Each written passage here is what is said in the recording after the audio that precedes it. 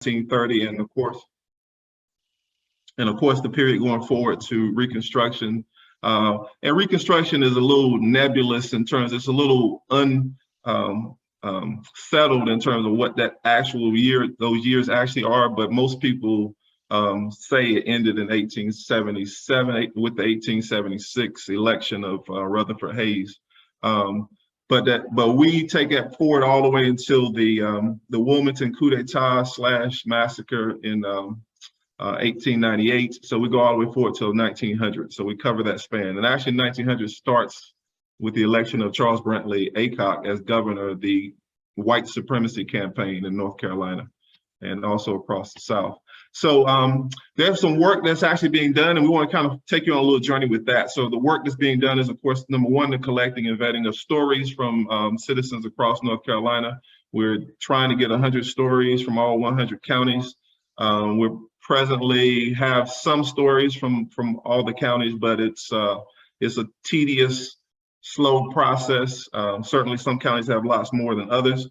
And we need more stories, and that's the main emphasis, is letting you know we need more stories, we need more engagement from our citizens in that regard. And then countering the lost cause narrative and guiding the K-12 history curriculum. So I just want to quickly, John, you want to talk a little bit about your recent interview with Miss Ethelyn Holden Baker, and Kobe, and what Kobe's role is at the History Center, if you can. He's driving, so he's probably not in a position. So I'll keep going. I'm pulling over real quick. Okay, sure. For everyone, just know, he has to take someone up to a doctor's appointment. So and he's having to rush this morning to get them up there. So yeah, thank you for your sacrifice, Mr. Caldwell.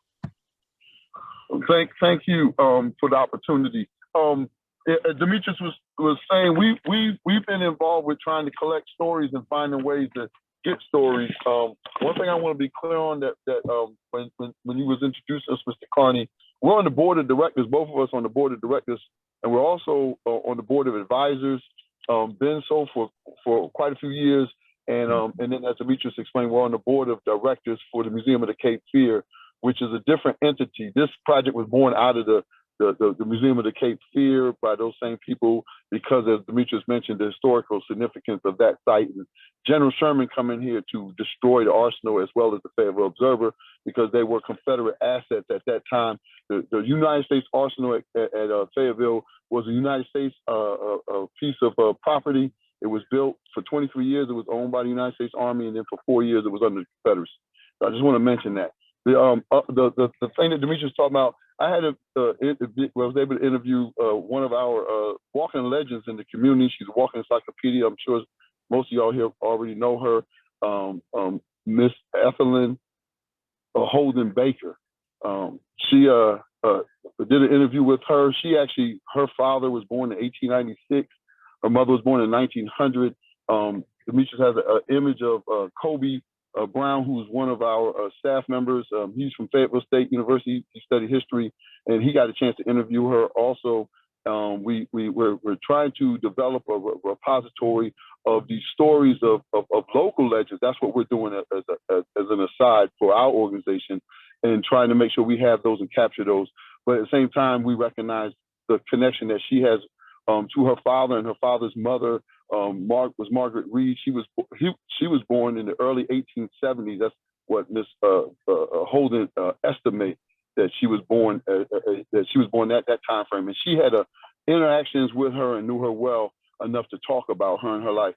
Those are the kind of things that we're trying to make sure happens, and they're making those connections and making sure that the History Center has a connection, that the History Center captures the African-American experience and stories. And if I would say, we need organizations like yourselves to help us, to empower us, to bring us stories, and give us the means to make sure that we're fairly and adequately represented. But thank you, and I'm gonna get off the camera. All right, so the stories for the African-American community are typically gonna come in, probably not so much in just the written form. It won't be as much in terms of letters and so forth. So we have to be a little more creative in getting the stories. and people willingness to oftentimes to just talk about what they knew their grandparents or great grandparents may have said, and stories that got passed on in that regard. There's a few others that we've actually brought over. We brought over Sharon Drake. Of course, she's with Levittown, which is over off Robeson Street, Levy Drive, and that particular area was significant. And she discovered that her one of her ancestors was a U.S. colored troop by the name of Morris Evans. And these are the types of things, of course, that continue to get discovered because there's an aspect of genealogy that goes into vetting these stories. Of course, Lewis Levy, we know that story somewhat well here locally. I'm going to speed up just a little bit. Archibald Beebe, of course, is one of the stories here locally. We've been working on that particular story, working with the family as well, the descendants of Archie Beebe. He was the formerly enslaved Black man that was shot at the Market House on February 11, 1867. Of course, he was accused of an outrage against a white woman, potentially assaulting and we'll leave it at assault because it was not definitively rape, even though that word gets used. It was a notion that she was assaulted. His lynchers were tried and sentenced by military commission, and then his lynchers also got the death penalty, but it was commuted to 15 years hard labor, and then President Johnson gave him a presidential pardon, and they came home to a hero's welcome. And it was not just a simple welcome. They actually paraded them around the Market House. They took the horses off the carriage, detached the horses, and men actually pulled the carriage around the Market House, and they were celebrating those men coming home. And they got land and wealth and prominence as a consequence. As a part of doing this, some of the stories that get pulled up is one of the family members was Joseph Alvin Beebe, who is a Methodist minister and very prominent in terms of North Carolina in terms of starting of churches and things of that nature. So the family members discovered him. And family search, of course, you all probably are fairly aware of that. It's most definitely ancestry.com. And then local libraries are also resources in terms of the genealogical aspects. When you're looking at these things, you also sometimes deal with wills and trusts and things that have been established. So they actually found the enslaver for Archie Beebe was Asa Beebe, as the family had already discovered him. And they found the will, and then they also have information about the different things that were bequeathed to whom following that time period. And all these things are getting captured at the History Center as well. The newspaper articles are also a major source, depending on the level of engagement and activity of the persons and the stories associated with that particular time. Archie's story, of course, made national news. It was in the New York Times and all over. It was everywhere. So that story was a very widely distributed story. And then we have a community remembrance project that's actually going on as well, which is out of the Equal Justice Initiative. And that is Brian Stevenson's organization. The Lynching Museum, I'm sure you've all seen the movie Just Mercy, that was actually about Stevenson's career in terms of getting Black people that were on death row, that were convicted unjustly, actually off of death row, and at least the work to try to make sure that happened. We actually did a presentation to the Human Relations Commission, and they had agreed to co-sponsor this particular group for City of Fayetteville, Cumberland County. And then we also there agreed to help us to get a letter of endorsement from the mayor or the city manager or whomever. We're looking at having a marker from this project at one of the corners at the Market House, even though we know they're trying to do some specifics because we're involved also with the project to repurpose the Market House. But they're wanting to do rotating arts on those four corners, but we want one of the corners to be permanently dedicated to Archie Beebe. So we're working on that. Actually, we organizing against racism that actually partner with us in this project. And we're inviting other groups to actually partner as well. I'll put the link to the chat. So if you have any interest in working on this project or trying to be involved, you can submit your There's a form you can submit your interest, and then we'll reach out and contact you. I'll copy it, and once I get out of the presentation and paste it into the chat. And there's other aspects of this project. We collect soil, and it goes into a jar, and those jars are in the picture here on the bottom. Those jars are stored at the Lynching Museum. And then locating the remains and the burial site of Archie is still a challenge. So we've been working with folks at the state level to see if we can locate his remains. And then the Human Relations Commission is also trying to help with that as well. So if you do want to join, I'll put the link in the chat in a second. Now, the big part of this is really countering the lost cause narrative. I know I'm gonna try to accelerate through this really quickly. I'm only gonna ask one of these questions, which is why was it, number 3, why was it to the interest of an owner to treat his slaves kindly? This is a history book, A Child's History of North Carolina, written by William Cicero Allen, 1916, and it stayed in circulation and use for several decades. And if you can imagine, people being taught this history is a part of this lost cause narrative that comes out of the work of Mildred Lewis Rutherford, who was at the head of the United Daughters of the Confederacy. They're the ones that put up all those monuments and everything all over the South. They commissioned a whole lot of those monuments. And they were very active in terms of trying to control the books that got used in the schools and the books that were in the libraries. She had a document that she called a measuring rod, which we'll share with anybody if they want that information later. But the answer to that question about that is written right in the text. So this is a textbook. So these are questions that the children had to answer, write the responses to. And the answer is Negroes. Why were they actually to be treated kindly? Well, you know, it's in the interest of the owners to take good care of them, because Negroes are worth $300 to $2,000 a piece. You know, that's the type of things that were written into the books, and there's plenty more. Like, we look at the relation between master and slave that's documented in the book. The master and the slaves were generally friends. The children of the two played together, and Uncle Remus told stories to white and black children around the kitchen fire. The black mammy was a person of great respectability on the plantation in those days. So these are the messages that are rooted in a lot of people's thinking, because they got that idea deeply rooted in childhood. And this was widespread across the state in terms of textbooks. So it wasn't just that people that were supporters of the Confederacy were thinking these things. And then, of course, the indignation, of course, in the South, that is referencing specifically many slave owners were pursuing the policy of setting their slaves free a few at a time, expecting that no distant time all the slaves would be set free and sent to Africa.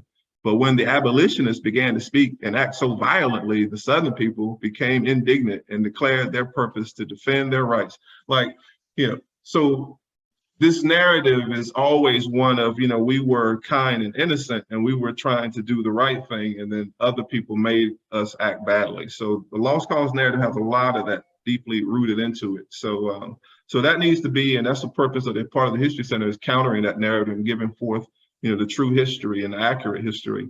For instance, there's plenty of scholars that are doing the work. Freedmen's Bureau, I wanted to at least make note of the Freedmen's Bureau. Freedmen's Bureau, even the language Freedmen's Bureau, is a derogatory term that was used to try to suggest that this entity was only serving lazy, idle Black folks that just wanted to feed off the government. So even the term Freedmen's Bureau is kind of like welfare queen. You know, we understand welfare queen, even though the vast majority of persons that were on welfare in the United States were white women. The image of a welfare queen was a Black woman with a bunch of kids, lazy, doing nothing, and just trying to feed off the government. The real actual name of that was the Bureau of Refugees, Freedmen, and Abandoned Lands. And refugees, for the most part, were white persons that were displaced during the war due to loss of their home, their property, and so forth. So that institution, that organization served all of the southern states in terms of the people that were displaced and were, you know, having to be kind of repositioned after the war was over. But it's made to seem as though it was only serving lazy Black folks. I'm not going to talk about this Wilmington Massacre piece. They made reference to that in this book. And actually, they had the person was leading the actual coup d'etat in Wilmington, actually assisted with writing the section about Wilmington, which actually makes, you can probably imagine the story that's being told is not going to be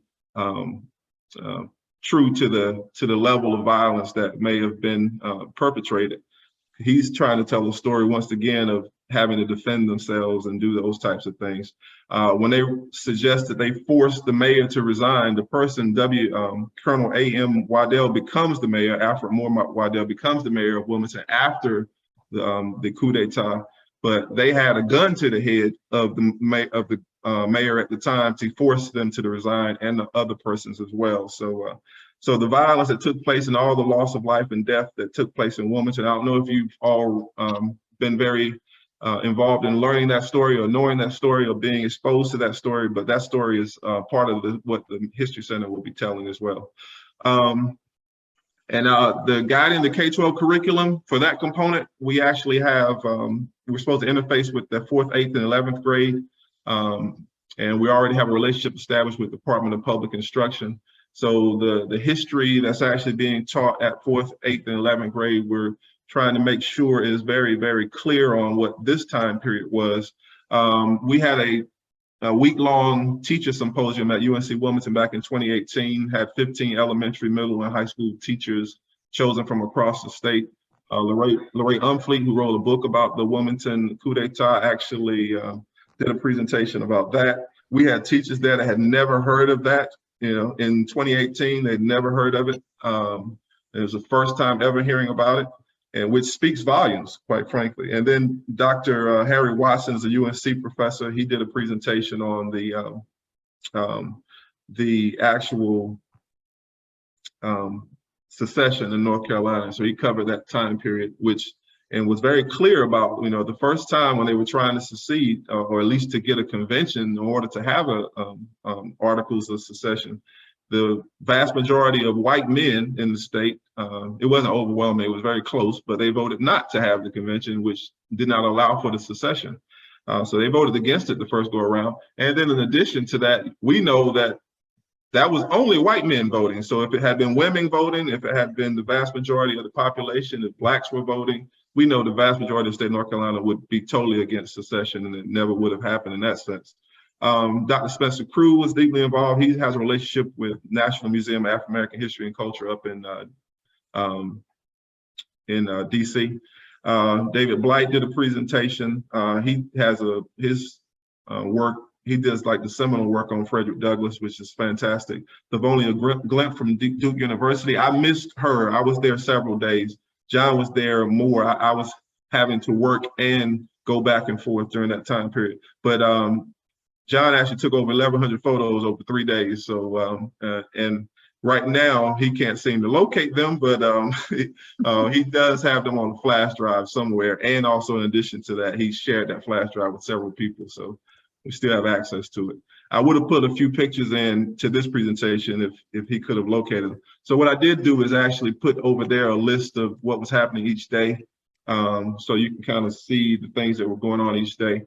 When the teachers did their history talk, they were actually developing, focus on the curriculum and asking questions about how to teach certain types of tough topics.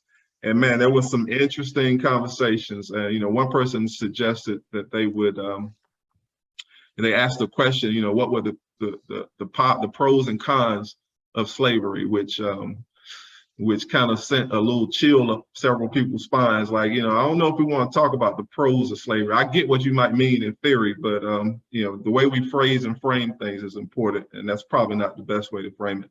And then we know a lot of people that actually ended up in bad situations because they do reenactments with kids and have Black people dressing up like slaves and all kinds of nonsensical things. We want to be able to make sure this time period is treated in a very sensitive way, but at the same time in an honest and truthful way as well. We did a conference in 2022 earlier this year in Greensboro on kind of where this project stands and a lot of the challenges that we faced in terms of getting the project and moving it forward. So and that went extremely well. And it was a conference of social studies teachers in Greensboro from across the state. And there was a few from Virginia actually, and for a couple from Virginia as well. All right, so where we currently stand in terms of the funding, the state did give $59.6 million. It's over a 2-year period in terms of the allotments. Cumberland County voted recently 5-2 to actually move forward with their $7.5 million. And City of Fayetteville is kind of pending. We were on the work session for this past Monday, and it got removed. So there's supposed to be a meeting actually today with offline between a few persons to have some state officials and some of the local board leadership to have a conversation today about that. And hopefully we'll know definitively going forward what, in the next 30 days or so, hopefully that, what the city's position will be, because, and if you can kind of look at the images there's aspects of the project that already have to be to some degree trimmed because of the rising costs. When we started out, the project was 65 million. It's now at 104 million, but we actually are only, we're cutting it off at 80 million because that's a $24 million difference to continue to raise that type of funds. And we kind of want to move forward with the project. We don't want to downscale the building at all. We want Fayetteville to have the highest quality facility to attract people and have an excellent and wonderful experience while they're here. So hopefully that kind of gives you some degree of understanding kind of where we are. And there will be a program at Mount Sinai on Murchison Road on next week.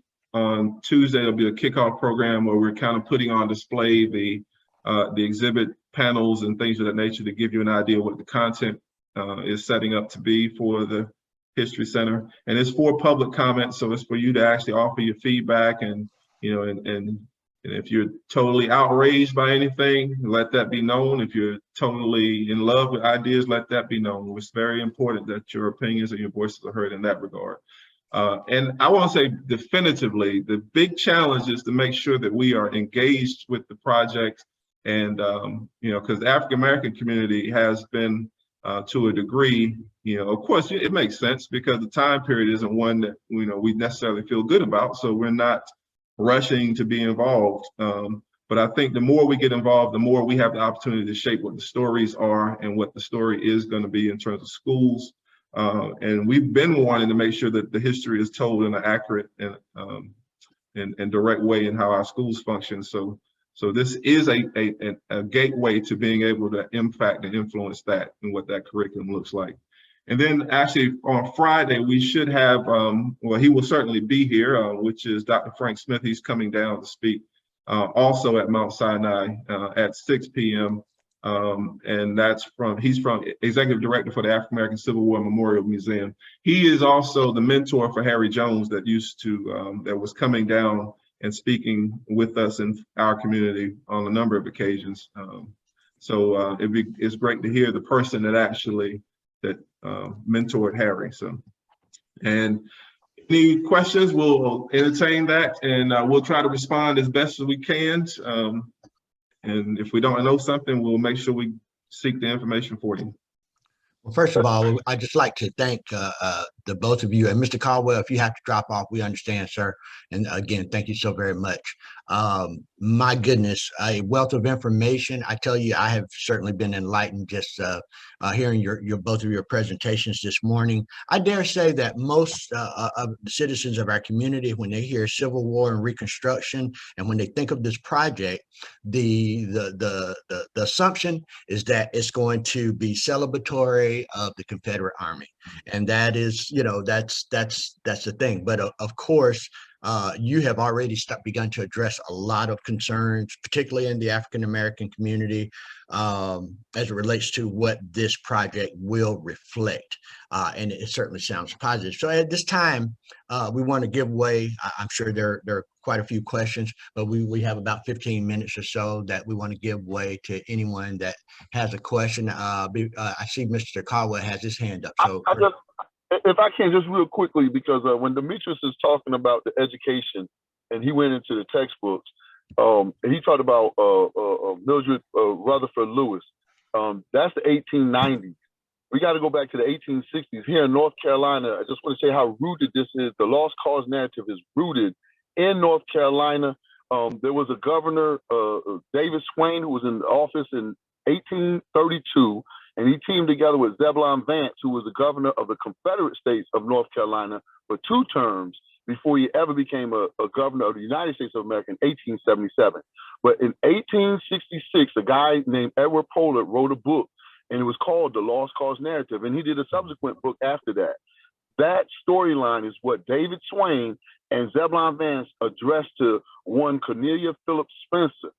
She is, if you Google her or go to Wikipedia, you see she's listed as a social historian, a journalist, a poet. But what she really was the North Carolina's sprouting of this story, this narrative. It takes 30 years to grow and is cultivated. Zebulon Vance becomes, after he leaves being governor in 1877, he winds up becoming a seated senator. He had won the election in 1871 and wasn't allowed to be seated because of the Republicans that were in charge at the time. And everything was reversed. Republicans and Democrats were reversed than what we think of today. But at the end of the day, Zebulon Vance and this whole horde from North Carolina was central to propagating that lost cause narrative. We now have the opportunity with this History Center that we're going to talk about the winning cause. And I can't stress that enough. And the winning cause is United States of America. And I can't help but reflect that, you know, when I was part of the Greater Fayetteville Futures, I know that there's a connection to the Greater Fayetteville United from what I understand. And that united part is the United States of America. That's what we need to be focusing on, the unitedness of us, the inclusionary story. And nobody on this board, I would not be a part of this. And I know Demetrius, it took him a while to come on board fully with it because of this idea of what our storyline is. When I initially came on board, Miss Cynthia Wilson was part of the team. She's somebody I engaged before I accepted to be on the board of advisors. She's somebody I talked with to make sure that I was going to be a part of this. And I didn't do a whole lot of talking with her because I do my own research to find out what something's doing. So I really appreciate this time. I got to get back on the road. If I see something I got to say something to, I'm going to certainly pull over. But I really appreciate this opportunity. And if Demetrius can give my information or put it out there so that anybody that wants to engage offline, you know, we certainly can. But I've become sort of a social historian myself. I've been reading and reading and reading. That's what I've done and dedicated my retirement to making this thing a project that's going to change the way we perceive that time period for everyone. Thank you. Thank you, sir. General Anderson and then Georgiana P. Good morning. Sound check. Yes, sir. You're good. I just want to commend Mr. Caldwell and Mr. Haddock for their dedicated efforts in advancing the truth about the history of African Americans and really for the organizations you represent and how important it is for you to provide the truth that you are providing. A couple of quick points. The first one is that this project began, and it still seems to want to suggest that the victims were other than the enslaved. I maintain that one of the truths that need to be told up front is that the enslaved ain't before and after the war are the victims. They are the victims. It's not the poor North Carolinians who chose to go to war to keep them enslaved. And so that's the first point.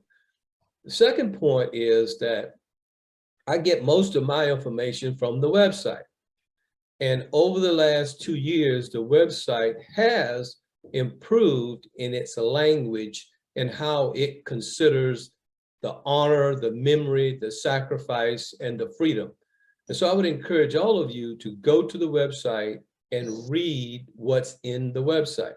It is getting progressively better. However, there is no place on that website that talks about the cause of the war, slavery. And so we can't tap dance around the fact that the war was about slavery without just stating that up front. And so that leads to the Confederacy. The Confederacy, they are pardoned traitors to the nation. And as a U.S. Army officer, it's my firm belief that while Abraham Lincoln signed the Emancipation Proclamation, it was the United States Army that freed the enslaved people, because he signed that paper.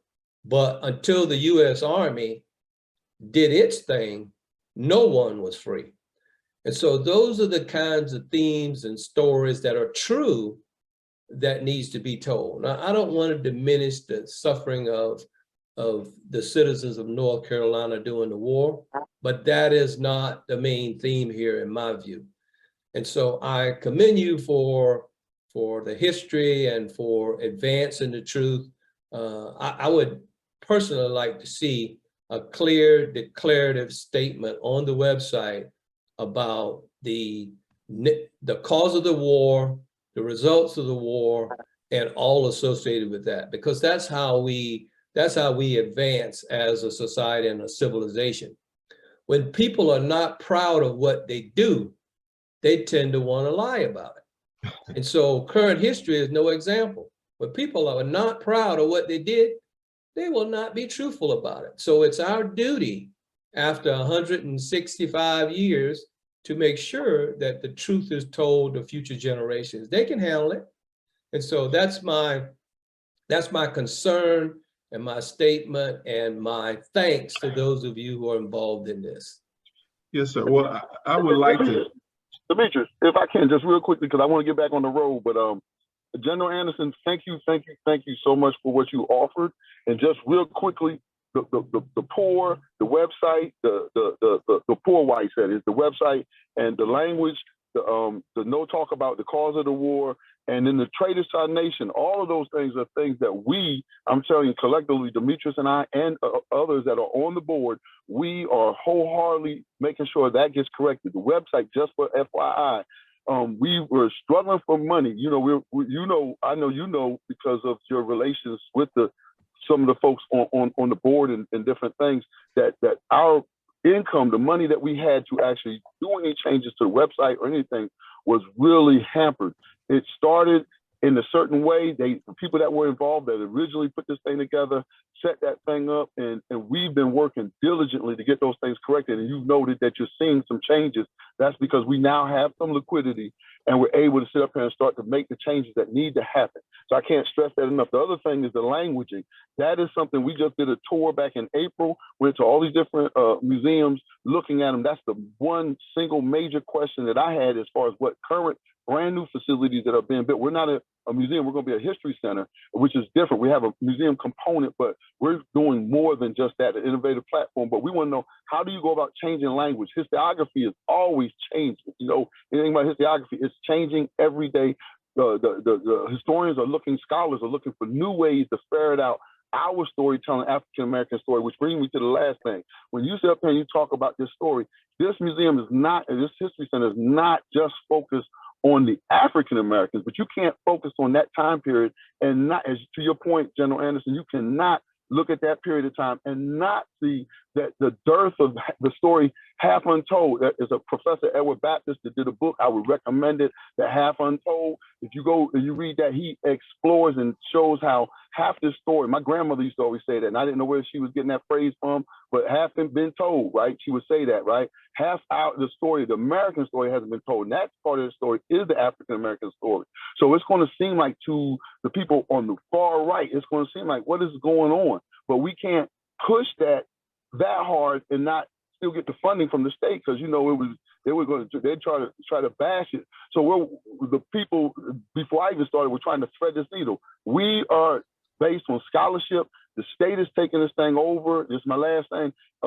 People like Darren Waters, Deputy Secretary Darren Waters from Asheville, go pull anything down, look at any speeches, anything he's done. Darren Waters, he is underneath Secretary David Reed Wilson.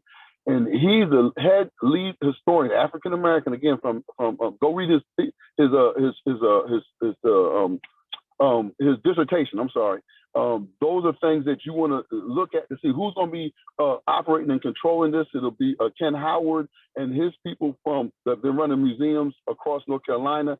that's going to be the mainstay, and nobody's going to want to support that what you just got finished saying, General Anderson. Nobody in their right mind is going to support the lost cause narrative, because the scholarship is in on that. That's a settled debate among scholars. We need to be able to translate what the scholars know that's not being said in the textbooks. The textbooks are currently coming out of Texas, and North Carolina stands in the position to be able to direct and have an impact on what our young people are learning through this platform particularly, and we can envision a point where we'll be doing accreditations for teachers and stuff. I'm gonna leave it there, and I'm sorry, I'm gonna get off, so I gotta keep going. Did Pinckney she had a hand up? I don't know. Ms. Wilson, Cynthia Wilson, before you have to jump off again, we want to express a special thank you for facilitating our presenters today. Georgiana Pinckney, and then Mr. Hank Deppner. Good morning, everyone. First of all, this presentation is phenomenal. I mean, you really have me stirred up. I'm excited about the history, about everything that's going on. And also the two events that's coming up, will we be able to register with both of those, with the links to be sent to us as well? Yeah, I'll put the link to register for Dr. Frank Smith.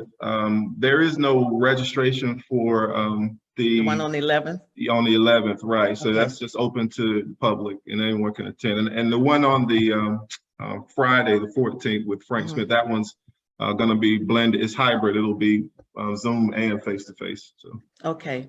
And also, what is so interesting is that we were contacted about a few weeks back to ask us to apply for a grant. And the grant is in reference to those people or individual that contribute to the development and growth of Fayetteville, Cumberland County. So this has really kind of stirred me up pretty much. So I'll be reaching out to you and other people, because we want to target those folks who have really developed Fayetteville, what they have gone through, tell their story. The youth will be doing it, and they will be putting it in a monologue. And we're looking to host this sometime in April. So look for me to tap you on the shoulders and some other folks who've been here for a period of time, because it will be inclusive. It's not just African Americans, but people in general, how Fayetteville, Cumberland County got to the point of where they are right now. So thank you. You're welcome. Great. Thank you, Georgiana. Hank Deppner? Well, good morning, everyone. I want to thank these two gentlemen for your presentation. I will tell you, I don't mince words. I have been a person that has not been deeply in favor, of the Center for quite some time. I can remember being a founding member of the Fayetteville United. This has been about 8 years or so, maybe a little bit longer, when a group came to try to convince us that this was something that needed to be done in Fayetteville, North Carolina. All I could envision in my nightmares was, white supremacists and KKKs and this being their safe haven, and coming down and parades and all this kind of stuff. Then I hear about the added on about the Reconstruction, I want to tell you that I agree with General Anderson 100%. I think it was the last month we had some conversation about this, and it's kind of interesting that the county commissioners passed this thing, but we'll see what the city council does. Someone mentioned that the grandmother always said that 50% had not been told. Well, one of my issues has to do with the balance, because I know that this is, it's funded.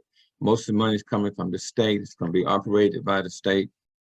How do we know, what kind of assurance do we have that there's going to be a balance between the Reconstruction side and the other side, the Civil War side? Because all this money is put into that. It could be 90-10 or 95-5. We don't know. You're asking for stories. How do we know that those stories would be put in this not museum, this center, so kids can see this?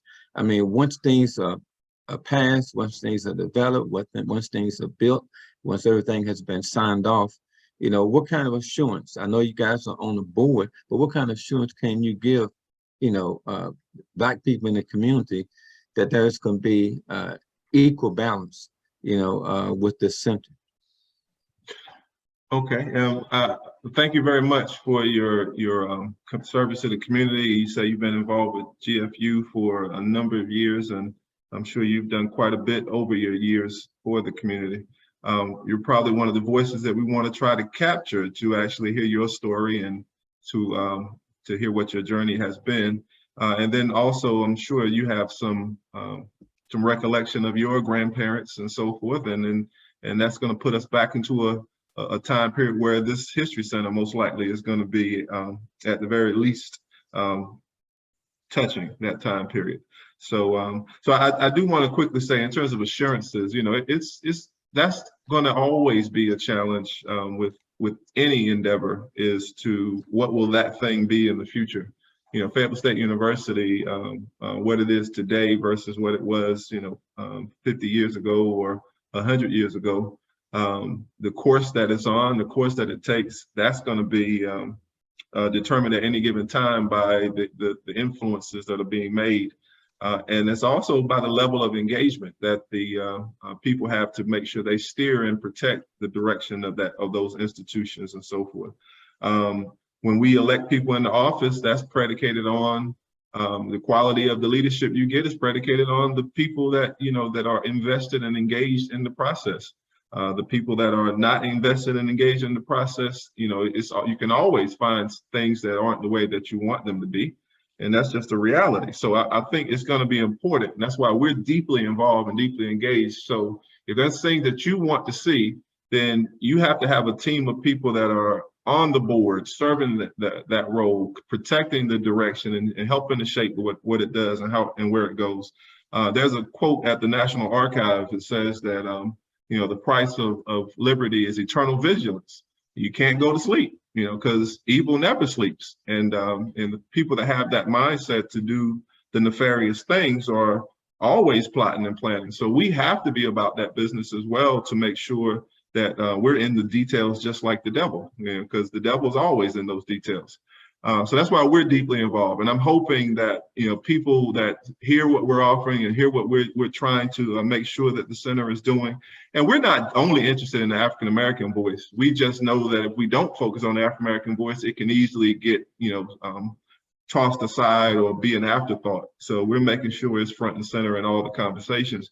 And quite frankly, this time period is the African-American time. And if we're not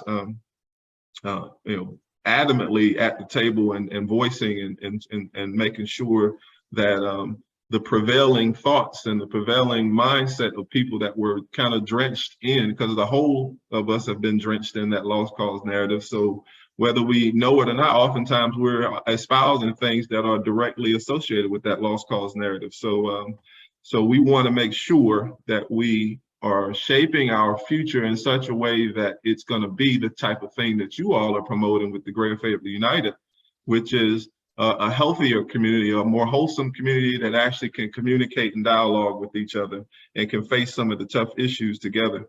The center has that same type of underlying mentality and philosophy, but it won't necessarily materialize if there aren't other voices at those tables. And we want to make sure that is front and center. Now, there are some things that we can do in terms of having people as on the city, and the county could have representatives on the board and that type of thing. But we don't necessarily feel like that's the safeguard, because elected officials sitting on those boards aren't necessarily, as liaisons or whatever, aren't necessarily going to be the type of persons that have done the study and the examination to be able to raise certain issues significantly and to challenge certain things in the way that they might need to be. So, but those are certain things that can be done to just ensure that there's always a place for people on the boards and that type of thing. We need organizations like yours to actually have people that are looking to actually participate and serve on these boards to help shape the direction and guidance. And it just has to be a concerted effort. That's all I can honestly say about it. It has to be a concerted effort to make sure that we don't lose sight of the direction and how this thing is moving. The moment we close our eyes and then a whole entire board becomes another, of a lost cause persuasion and that type of thing, if that were to happen, then we shouldn't be shocked when they start to push things. And that's happening at the Museum of the Cape Fear, which is a state entity, which you can see where they didn't have any African-American presence necessarily, not because people were nefarious, but because it wasn't necessarily on their radar. They weren't necessarily even thinking about those things. So we have to be actively involved in making sure our story is told and told in a manner that's respectful of us and our ancestors. So anyone else? I mean, so in other words, there is no assurance that there will be equal well, the balance. assurance is internal vigilance. You know, the eternal vigilance is the only assurance that we have, and we cannot close our eyes. The United States of America won't exist if we all decide that we don't necessarily care about the United States, and we're not going to pay attention to how it's functioning and who's leading it and so forth. And you'll find January 6th types of things happening because, people are falling asleep at the helm. And January 6th could easily have gone in a different direction.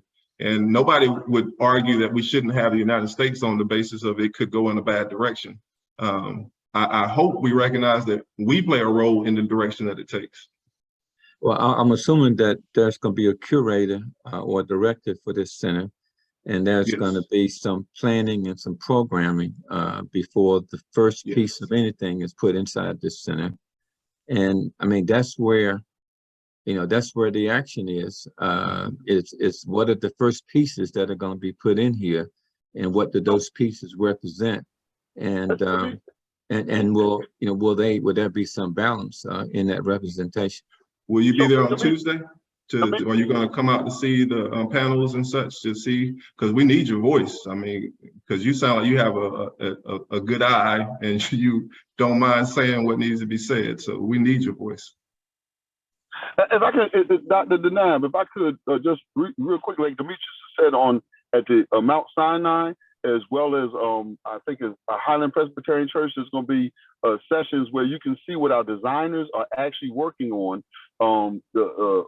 Jerry Eisterholt, Demetrius had on one of the slides, I don't know if he actually went into it, with what he's put together, the projects that they've already put together. I would encourage not just going to our website, but looking at the work that these people have done in the past. We've certainly scrutinized the heck out of it, right? What Demetrius is saying to you, and I'm just telling you, and I think General Anderson can attest to the part of the way historians are utilizing the military. It's not for nostalgia. In the military, historians are looked at to understand what has happened in the past and actually weaponize that knowledge towards galvanizing the points of entry that can influence and impact society. Well, when you look at the United States, that same thing occurs and happens. We can't use the United States Army to project that kind of influence locally or even nationally, right? We're not. There's a writ that says you can't involve the United States forces in that way. But we're being impacted every day. The assurance is that people like yourself, people like this organization, Greater Fayetteville United, stay up there, stay engaged. But Demetrius and I represent your voice at that table. We are on the board of directors. That's what we do. We sit up there and we voice. And I can tell you, if you talk to Cynthia Wilson, she'll let you know. I put materials in her hands. We've interacted.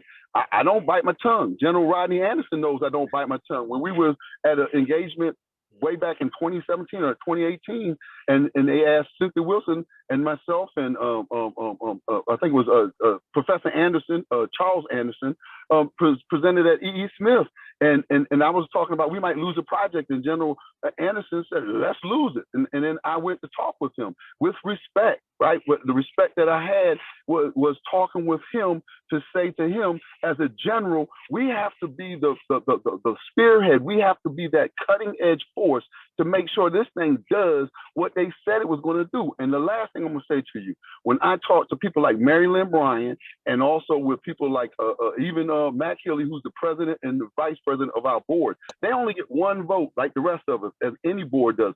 We all get one vote. And there's quite a few of us, white and black and in between, who are going to make sure this thing is founded in the truth telling. When the state takes it over, that framework, that the foundation we build is extremely important. Hearing your voices, the things that when General Anderson was talking, I wrote notes down. We've communicated back and forth in the past. So those voices is what we use to go to the table to bring those concerns. And when we vote in that accordance. And I assure you, interrogate any one of us, our backgrounds and what we do.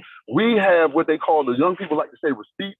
We got receipts for the work we've been doing in this community for over 20 years. Demetrius and I have been working, doing this thing for over 20 years. So we have a rich, deep understanding of local history. And what you do during the daytime, this is the last thing I'm saying, but what y'all do during the daytime, I know it's important work, but y'all work on it. My everyday experience is reading stuff like, and I brought just, like this.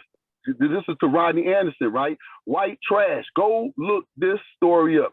Go look and see, and go look up stories like Masterless Slaves and the young woman who wrote that book, white woman wrote that book, to tell you about what some of the white people went through. And the only reason why I'm offering that to you, right, is because this guy here, and if I can't recommend any book more than anything, is Rayford Logan. He's a former soldier, General Anderson, and he tells us how we got into this great deep depth that we're in now.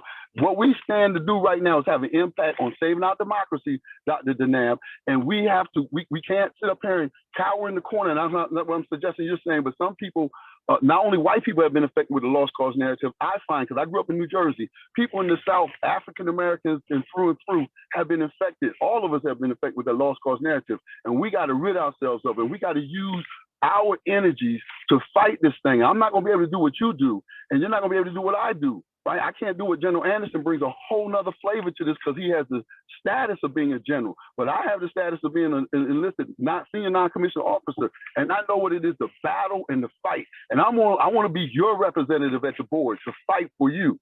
That's what I stand for. Fighting for the things you're talking about. That's the assurance, because there's no assurance about anything. They set up a great poverty program with Lyndon Baines Johnson, and the Republicans, I'm talking about the current Republicans, back in the 60s into the 80s and into the 70s and the 80s, they totally, excuse my French, but bastardized what that was. And when we look at it, and if somebody's a Republican, I'm apologizing that it may sound offensive, but that's what they did. So now when you look at it, it's a caricature of what initially was supposed to be happening. Well, we got to make sure this project doesn't suffer that kind of fate. That's why Demetrius was citing those 4 statues that go around the archives. You go read those things. That's what we have to be about. And vigilance is the assurance. That's the only assurance. I have a last question. How many members are on your board, and how many of those members are people of color? The actual count, hold 1 second, I can show you the list. I haven't stopped to count the actual number in a while, so, and people get added. So let me see, the current list has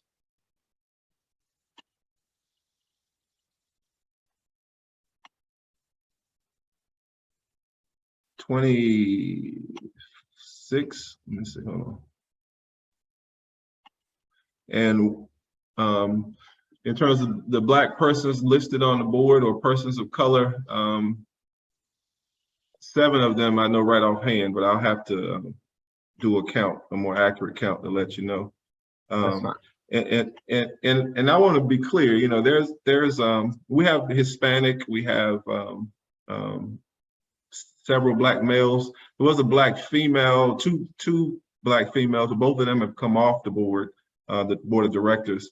The board of advisors is a little less diverse in that regard. So we're wanting to get more people involved with the project, and we can't say that enough. It's a great question to ask how many persons are there, you know, because knowing that it's a small ratio, or in that regard, is going to be instrumental in terms of having more people actively engaged with the project. Yeah, and I'll leave it at that. But I think it's going to be instrumental to have more people actively engaging and wanting to serve on the board, and requesting to serve on the board, and applying to serve on the board. So we're actively working to try to put a process in place so people can apply to be on the board. So Okay, Okay, thank you. I'm sorry to interrupt you, Go- folks. We're going to have to Yeah. reel it in because we're coming to an end. General Anderson, I'll let you have last comment, and then we will allow Ms. Pickney to give her announcement, and then we'll have to call it quits. So, General Anderson, if you will, briefly, sir. Just to say thank you to the presenters and for the work ahead. Really important the work you're doing, and we really appreciate that. And we are all in full support of a history center that is truthful about the history of our past. And I certainly am supportive of that. But truth must lead the way. So thanks for being a part of that truth. All right. Hi. Thank you, General Anderson. Again, I want to just express our thanks to our presenters today, Mr. Demetrius Haddock and Mr. John Caldwell. Thank you all so very much. It has been extremely informative. I strongly encourage each and every person that's on this call to spread the word to your organizations and the people that you know to attend these upcoming forums. They're very important that you have a voice and that you're engaged with regards to this upcoming project with the Civil War and Reconstruction History Center. And thank you, gentlemen, so very much for giving up your time. We absolutely will definitely would love to have you guys back again, as well as we will be very interested in partnering with you to facilitate forums. Yeah, I just want to update my number. It was 20, Yes, sir, Mr. Haddock. 21. I looked at the current list. It's 21 active board of directors members. So, and it's 6 out of the 21 are persons of color. Okay, Very good. Casey, can we get these notes afterwards in the chat box? Is there any way to Yes, get ma'am, that? they are. And if you just like to contact me, I'll make sure you get a transcript. Okay, and Demetrius, I left a last note for you. Please check that out before. Thank you. Yes, ma'am. I read it. I surely did. And it's great to see you again. And Dr. Kathy Waddell, good to see you also. Hey, Kathy, right. how you doing? Thank you all. Mr. All right, you all have a Harney, good one. Mr. Take Harney, care. Mr. Harney, I know you recorded this. Is there a possibility for us to get a recording? And also, we have the River Jordan Council has meetings, and I'm sure Demetrius can provide information that if any of you want to attend one of our meetings and sit in and just listen in to see what the work that we're doing, I'd like to do that. part of what we're doing, and that is our foray. Demetrius told y'all in the beginning, we started as an ad hoc committee at his behest under the guidance of Fayetteville State professors Dr. Kelly Walsh and Charles Anderson, and we've grown into this standalone entity that if y'all want to participate and help us and assist us in making sure the African American story is told, that's what we do. That's the work we're doing. We've been at this work when I share with y'all about Miss Holden, because I know a lot of y'all are aware of her, but there's many other people. And the person I'm going to pick up now is a youth advisor for the state of North Carolina for the NAACP, and she does the work. She hits the ground running. Her name is Miss Renee McNeil. She just came on our board as far as the Museum of the Cape Fear. And since you were asking about people, board members, we not only brought her on as a teacher that used to be in Cumberland County, but now she's in Scotland County, Miss Talane Wilson. They both have joined the board of directors for the Museum of the Cape Fear to make sure we have that 20 region reach out there. So I just want to just pass that along, but mainly if Demetrius could give, if y'all contact him and he'll give you the next meeting that we have, and y'all could certainly attend and tell us what y'all do. Talk to our board, our people about what it is you do and how we can form more cohesion and work. That's right. Together. He froze up. You finished it for us. Absolutely, sir. We and again, thank you for sharing about your nonprofit and the different initiatives. And that's one thing that we do here at Greater Fayetteville United. We are all about supporting other folks' initiatives and collaborations.